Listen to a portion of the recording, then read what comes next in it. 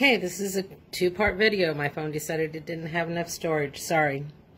So now we're going to add our front panel, and we're going to cut our fringe to add with that. I like the fringe a little long. Just remember, the longer you make it, the bulkier it's going to be. Whatever the width of your bag is, make it a 1/2 inch narrower because you don't want your fringe in your seams.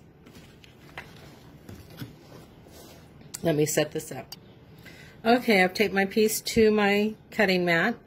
I've made sure that it's on a line so I can cut 1/4 inch strips. I like my fringe on an angle. I like it to be 2 to 3 inches from the top. I've also taped off the first 1/2 inch because I'm only going to cut up to the edge of the blue tape. I want to keep that intact so it all goes in as one piece. So there's a 1/2 inch, there's 1, there's 2, and I find my point and trim that off. Now I'm just going to remove this, and I'll have something to make with scraps later. And then start cutting your 1/4 inch strips. And again, only go to the edge of your tape. I'm going to cut the rest of this and I'll be back. Okay, once I've trimmed all my fringe, I check it to make sure it's where I need it to be. Looks good. Okay, so now we need our bottom panel of the front. Gently remove your fringe from your cutting mat.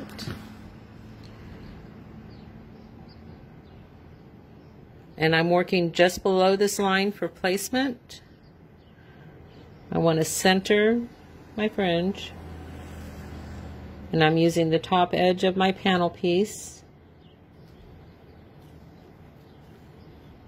to line up with my fringe.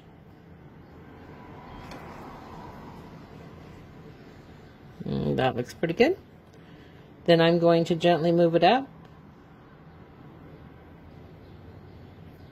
Still checking. You want to be above this stitch line because that's where we're going to stitch. When you're stitching, you don't want your tape in your stitch line, so you're going to want to stop and remove that as you go. Okay, our fringe is all attached. You want to make sure that your cut lines are all the way to your stitch line. Now we're going to fold our thin top panel down. We're going to stitch right across under that zipper and 2 lines of stitching at the bottom of this.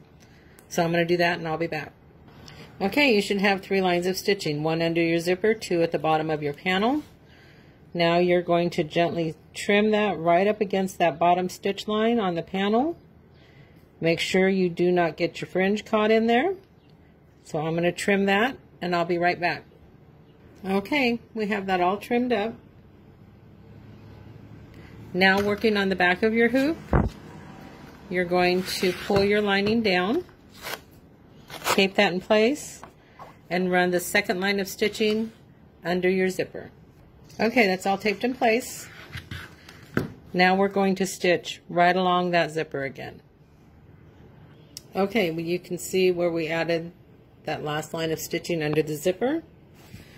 Now we need to talk about adding a second fringe at the bottom of the bag. If you're going to add a second fringe at the bottom of the bag, you cut 2 of your fringe. You will take it and lay it right side down. Make sure it extends past the bottom of your bag with the fringe cut going up the bag. This gets a little bulky, so be careful if you're doing that. Now you need to add your tabs and your zipper tab. I'll be right back. Okay, so now we need our tab for the zipper, our tabs if you're adding a wristlet or a strap, whatever you're using to attach those, and the back of your bag. I'm going to put these in place and I will be right back. Okay, I added my tabs, I added my zipper tab, I pulled my fringe away from the edge so it does not get in my seam. I moved the ones that were going to be longer than the seam up in smaller groups.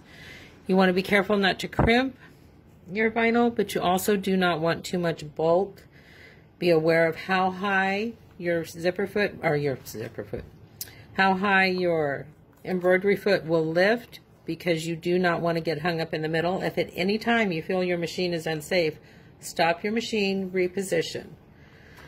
So now we're going to add our back, right side down. Make sure all your outside seams are covered, because this is the seams of your bag when it's finished as well. Be right back. Okay, that's attached. I wanted to bring your attention to where the machine starts and stops on the last 2 rounds. It will start at the top. You will not have to end here and go over that bulk. So again, just be very aware. Turn your hoop over. If you've made your pocket, this is where you add it. This is the last piece of lining for your bag. If you're using just a piece of lining, right sides together. Make sure all your seams are covered, tape that in place, and run the last stitch or the last step of this bag. Okay, it's all stitched, and again it starts at the top, goes down, comes back up. The only time it goes to center is when it's finished, so be careful of your bulk in this area. Watch how high your needle bar is. I'm going to take this out of the hoop and turn it. Be right back. Okay, after you turn it the first time, you should see all of the lining. And this is the second place you will turn your bag, at the top in the zipper. Before you turn it the second time, you're going to fold this down and stitch that closed. I like to hand stitch mine, so I'll be right back. Okay, it's all stitched at the bottom. Now we're going to turn it through the top.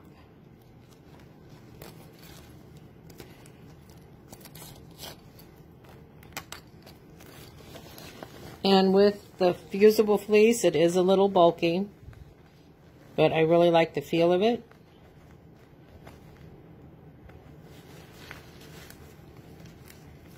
So when you turn your bag the second time, that bottom seam is all finished. So I'm going to finish turning the bag and I'll be right back. And there is our little fringe bag. I'm really happy with how it turned out with the fabric underneath. It'll be fun to look at, fun to use. Thanks so much. Hope you all have a sunshine day.